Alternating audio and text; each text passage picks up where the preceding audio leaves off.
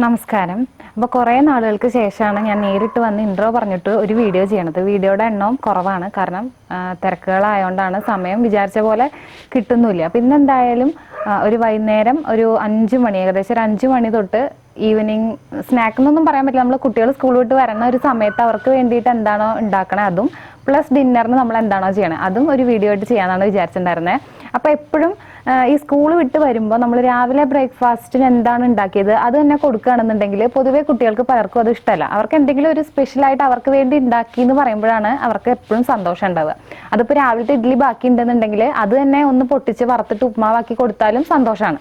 ഇന്നത് വേണമെന്നുള്ള നിർബന്ധം ഇല്ലെങ്കിൽ കൂടി. അപ്പോൾ ഇന്നിപ്പോൾ വൈകുന്നേരം ഒരു വന്ന സമയത്ത് നമുക്ക് സ്വീറ്റ് കോൺ ഉണ്ടായിരുന്നു. അപ്പോൾ സ്വീറ്റ് കോൺ വെച്ചിട്ട് ഒരു ചാറ്റ് പോലെയാണ് ഞാൻ ഉണ്ടാക്കിയിട്ടുണ്ടായിരുന്നത്. ഇപ്പം ഞാനത് ഉണ്ടാക്കുന്ന സമയമൊന്നുമല്ല കേട്ടോ, അതൊക്കെ കഴിഞ്ഞിട്ട് രാത്രി ഏകദേശം ഒരു 7-7:30 സമയത്താണ് ഞാൻ ഈ ഇൻട്രോ എടുക്കുന്നത്. അപ്പോൾ സ്കൂൾ വിട്ട് വരണ സമയത്ത് ഉണ്ടാക്കിയിട്ടുള്ള ആ ഒരു സ്വീറ്റ് കോൺ ചാറ്റും. അപ്പോൾ അങ്ങനെ എന്തെങ്കിലും നമ്മൾ സ്പെഷ്യലായിട്ട് ചെയ്തു എന്ന് നമുക്ക് തോന്നിയാൽ പിന്നെ നമ്മൾ ഡിന്നർ സാധാരണ വീട്ടമ്മമാരൊന്നും സ്പെഷ്യൽ ആക്കാനായിട്ട് നിൽക്കാറില്ല അല്ലേ. ഞാൻ പൊതുവെ അങ്ങനെയാണ്. ഇപ്പോൾ സ്വീറ്റ് കോൺ എന്ന് പറഞ്ഞാൽ വലിയൊരു ഭാരപ്പെട്ട പണിയുള്ളതൊന്നും അല്ലെങ്കിൽ കൂടി അതെന്തായാലും ഒരു സ്പെഷ്യലായിട്ട് ഉണ്ടാക്കി. അപ്പോൾ പിന്നെ ഡിന്നർ എന്താണോ ലൈറ്റ് ആക്കാന്നാണ് വിചാരിക്കുക. പിന്നെ ചപ്പാത്തി അല്ലെങ്കിൽ പൂരിയിലേക്കൊന്നും നമ്മൾ പോവില്ല. അപ്പോൾ ദോശ ഇരിക്കുന്നുണ്ട്, അപ്പോൾ അരിമാവ് ഇരിക്കുന്നുണ്ട്, അത് വെച്ചിട്ട് ദോശ തന്നെയാണ്. ദോശയ്ക്ക് ഉണ്ടാക്കുന്ന ചട്നി കുറച്ചൊരു സ്പെഷ്യൽ ആയതുകൊണ്ട് അത് ഞാൻ എന്തായാലും കാണിക്കാമെന്ന് വിചാരിച്ചു. ഞാൻ ആ ചട്നി ഇതുവരെ ചെയ്തിട്ടില്ല കേട്ടോ, ചുവന്ന ചട്നിയാണ്, പക്ഷെ ഞാൻ ഇതുവരെ എൻ്റെ ചാനലിൽ ചെയ്തിട്ടില്ല. അപ്പോൾ ഒരു ചെറിയ വീഡിയോ ആണ്. ഈ പറഞ്ഞതുപോലെ വീഡിയോയ്ക്ക് വേണ്ടിയിട്ട് ഒരുപാട് കണ്ടന്റുകൾ തെരഞ്ഞു പിടിച്ച് കണ്ടുപിടിച്ച് ഉണ്ടാക്കാനുള്ള ഒരു സമയം ഇല്ലാത്തത് കൊണ്ട് എന്താണോ ഇന്നിപ്പോൾ ചെയ്തിട്ടുള്ളത് അത് കാണിക്കാം. മോള് 5ാം ക്ലാസ്സിലാണ്. സ്കൂൾ വിട്ട് വരുമ്പോൾ എന്ന് പറഞ്ഞൊരു 4:20 ആവും. മോൻ അംഗനവാടിയിൽ പോയി തുടങ്ങി ഒരു 3:15 ആകുമ്പോഴേക്കും എത്തും. അതിന് മുമ്പ് ഇത് ഉണ്ടാക്കി വെക്കാനാണ്. അപ്പൊ ഇത് സ്വീറ്റ് കോൺ ആണ് കേട്ടോ, സാധാരണ കോണല്ല. ഇതിങ്ങനെ നെടുകയും മുറിച്ചിട്ട് ഇതുപോലെ അടർത്തി എടുക്കുകയാണെന്നുണ്ടെങ്കിൽ നമുക്ക് പെട്ടെന്ന് അല്ലികൾ ഇങ്ങനെ വിട്ട് വിട്ട് കിട്ടും. അല്ല നമ്മൾ കത്തി കൊണ്ട് മുറിച്ചിട്ട് അത് ചുരണ്ടി എടുത്തിട്ടൊക്കെ ചെയ്യുമ്പോൾ കുറേ ജ്യൂസ് പോണതായിട്ട് നമുക്ക് തോന്നും. അപ്പോൾ അങ്ങനെ ഇല്ലാതിരിക്കാൻ വേണ്ടി നെടുകെ മുറിച്ചിട്ട് ഇങ്ങനെ അടർത്തി എടുക്കുന്നതാണ് എപ്പോഴും നല്ലത്. പിന്നെ സ്വീറ്റ് കോൺ എപ്പോഴും ഒന്നും മേടിക്കാൻ പോസിബിൾ അല്ല. ലുലുവിലൊക്കെ പോകുമ്പോൾ ഒരുപാട് ഓഫർ ഉണ്ടാവും. ഓഫറിൽ കിട്ടുമ്പോൾ നല്ല ലാഭമാണ് ഈ സ്വീറ്റ് കോൺ എന്ന് പറയുന്നത്.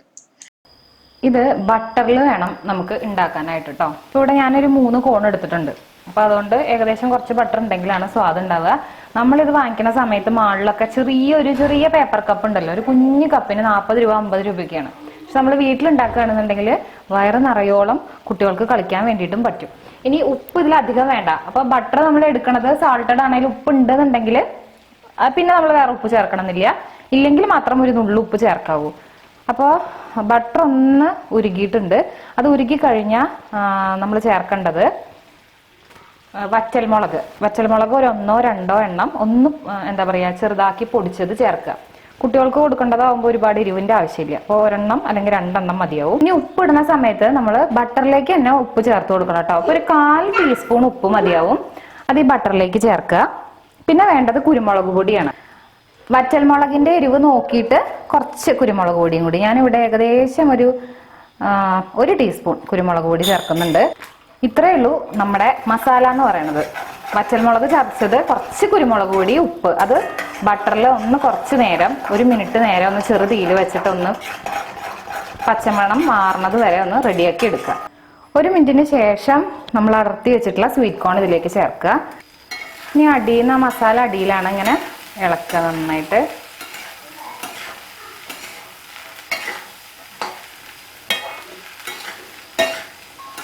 ഇനി തീ മീഡിയം ഫ്ലെയിമിലാക്കിയിട്ട് കുറച്ച് നേരം ഒന്ന് അടച്ചു വെച്ചാൽ മതി. എന്നിട്ട് അവസാനം ചൂടാറിയതിന് ശേഷം നാരങ്ങ നീരും കൂടി ഒഴിക്കാനുണ്ട്. വേണ്ടത് ഒരു പകുതി ചെറുനാരങ്ങയുടെ നീരും കൂടിയിട്ട് ഇതിലേക്ക് ചേർക്കുക. ചെറുനാരങ്ങ നീരും കൂടി ചേർത്ത് ഒന്ന് ഇളക്കി കഴിഞ്ഞാൽ റെഡിയാണ്. അത് ചൂടോടെ കഴിക്കണം. തണുത്തിട്ട് കഴിക്കണേക്കാളും നല്ലത് ഈ ചൂടിൽ തന്നെ കഴിക്കുകയാണ്. നമ്മൾ ലുലുവിലോ അങ്ങനെയൊക്കെ പോണ സമയത്ത് വളരെ ഓഫറിന് ഭയങ്കര ലാഭമായിട്ട് ഈ സംഭവം മേടിക്കാൻ കിട്ടുന്ന സമയത്ത് മേടിക്കുമ്പോൾ ഒന്ന് ട്രൈ ചെയ്ത് നോക്കിക്കോളൂ കേട്ടോ.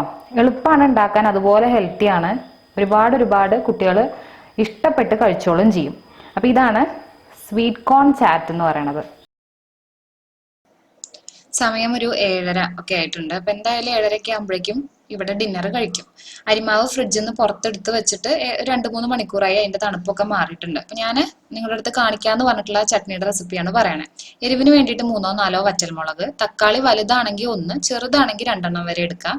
തേങ്ങ ചിരകിയത് ഒരു 2 കപ്പ്, ഇഞ്ചി ഒരു ചെറിയ കഷ്ണം, ഉള്ളി, ചെറിയ ഉള്ളി ആണെങ്കിൽ നമുക്ക് ഉള്ളി 2-3 എടുക്കാം. ഇനി വലിയ സവാളയാണ് എടുക്കണമെങ്കിൽ ഒരു 1/4 ഭാഗം അല്ലെങ്കിൽ അരഭാഗം. ഇതെല്ലാം കൂടി ഉപ്പ് ചേർത്തിട്ട് അരച്ചെടുക്കുക. വെള്ളം ചേർക്കണമെന്നില്ല, വെള്ളം ചേർക്കാതെ കട്ടിയിൽ അരച്ചെടുത്താലും മതി. പിന്നെ വേണമെങ്കിൽ നമുക്ക് ലൂസാക്കാം. ചീഞ്ചട്ടിയിൽ ഒരു 1/2 ടീസ്പൂൺ കടുക് പൊട്ടിച്ച്, അത് കടുക് പൊട്ടിക്കഴിഞ്ഞാൽ നമ്മൾ അരച്ചു വെച്ചിട്ടുള്ള ഒരു ചമ്മന്തി അതിൽ ചേർക്കുക. ലൂസ് ആക്കണം എന്നുള്ളവർക്ക് മിക്സിയുടെ ജാറിൽ വെള്ളം ചേർത്തിട്ട് കുറച്ച് ലൂസ് ആക്കിയിട്ട് എടുക്കാം. കട്ടി ചട്നിയാണ് ഇഷ്ടമുള്ളവർക്ക് പിന്നെ വെള്ളം അധികം ചേർക്കേണ്ട ആവശ്യമില്ല. പച്ചവാസന മാറുന്നത് വരെ ഇതുപോലെ ഒന്ന് തിളപ്പിച്ചെടുത്തു കഴിഞ്ഞാൽ നമ്മുടെ കോക്കനട്ട് ടൊമാറ്റോ ചട്നി റെഡിയാണ്. അപ്പോൾ സാധാരണ നമ്മൾ തേങ്ങാ ചട്നി ഉണ്ടാക്കും, പക്ഷെ അതിൽ തക്കാളി ചേർക്കില്ല. തക്കാളി ചട്നിയും ഉണ്ടാക്കും, പക്ഷെ അതിൽ തേങ്ങയും ചേർക്കില്ല. ഇതൊരു അടിപൊളി കോമ്പിനേഷൻ ആണ്. അവല് ചേർത്ത ദോശയാണ് കേട്ടോ. അവല് ചേർത്ത ദോശ എന്ന് പറയുമ്പോൾ അത്യാവശ്യം നല്ല സോഫ്റ്റ് ആയിട്ടാണ് ഉണ്ടാവുക. ഞാനിപ്പോ തട്ടുദോശ പോലെ കട്ടിയിലാണ് ഉണ്ടാക്കിയെടുക്കണേ. ഇങ്ങനത്തെ ദോശ ഇങ്ങനെ സോഫ്റ്റ് ആയിരിക്കുന്നതാണ് നല്ലത്. മുരിച്ചെടുത്താൽ അത്രയ്ക്ക് നല്ലതല്ല. ഈ ദോശയുടെ കൂടെ നമ്മൾ ഉണ്ടാക്കി വെച്ചിട്ടുള്ള തേങ്ങ തക്കാളി ചട്നിയും കൂടി ആയിട്ടുണ്ടെങ്കിൽ നല്ലൊരു കോമ്പിനേഷൻ ആണ്. അപ്പോൾ ഇതറിയാത്തവർ ഉണ്ടാക്കി നോക്കുക, അഭിപ്രായങ്ങൾ കമന്റ്സിൽ അറിയിക്കുക. ഇതൊക്കെയാണ് ഇന്നത്തെ ഒരു ഈവനിങ് എന്ന് പറയുന്നത്.